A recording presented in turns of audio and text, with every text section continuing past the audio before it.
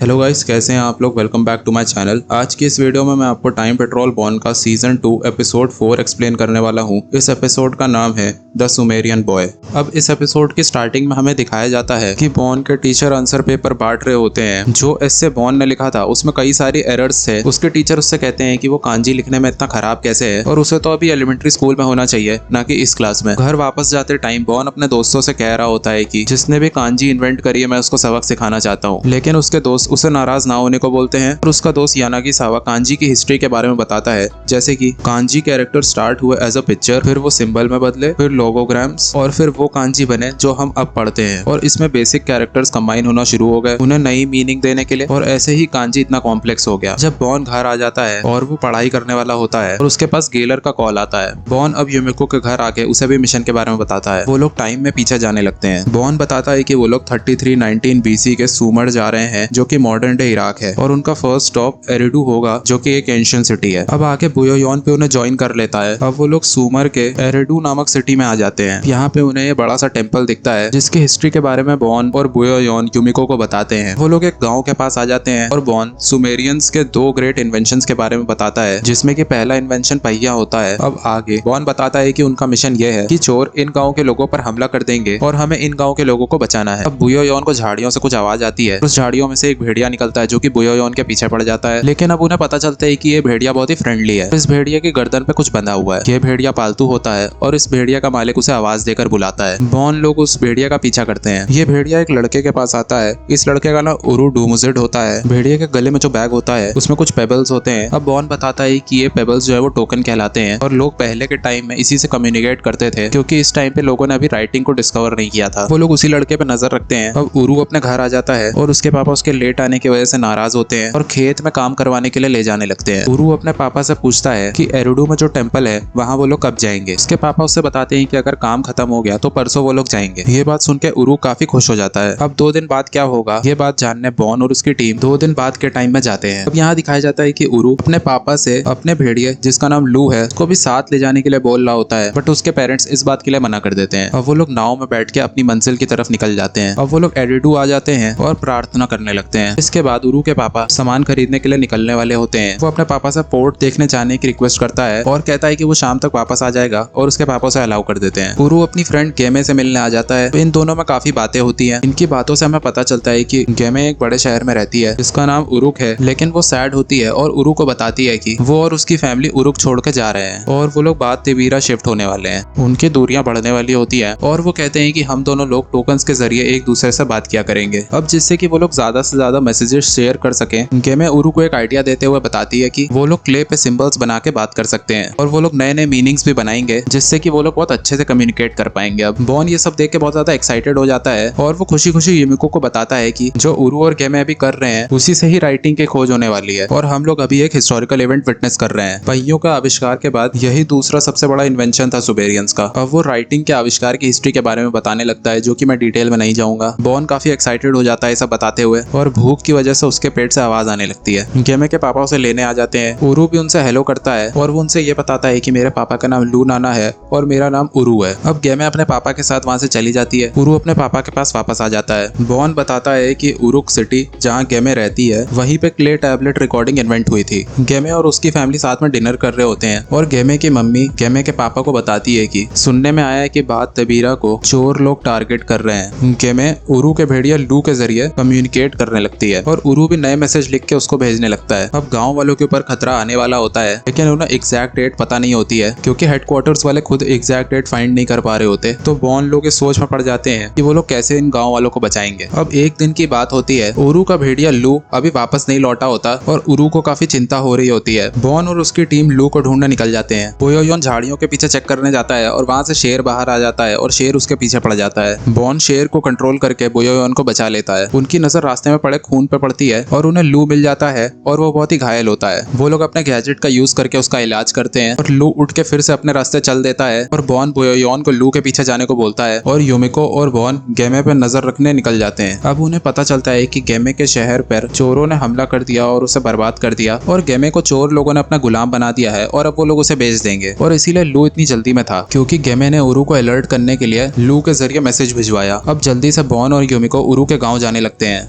उरू अपने घर पर सो रहा होता है और उसको अपने भेड़िए की आवाज आती है। वो अपने भेड़िए को देख के खुश हो जाता है और जब वो अपनी फ्रेंड गेमे का मैसेज पढ़ता है वो तुरंत से अपने पापा को उठाता है और उन्हें बताता है कि बात तिबीरा पर चोरों ने हमला कर दिया है।